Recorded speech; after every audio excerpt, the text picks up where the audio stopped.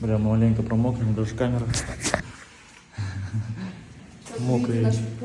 Мокрые курочки. Вообще. Дождь.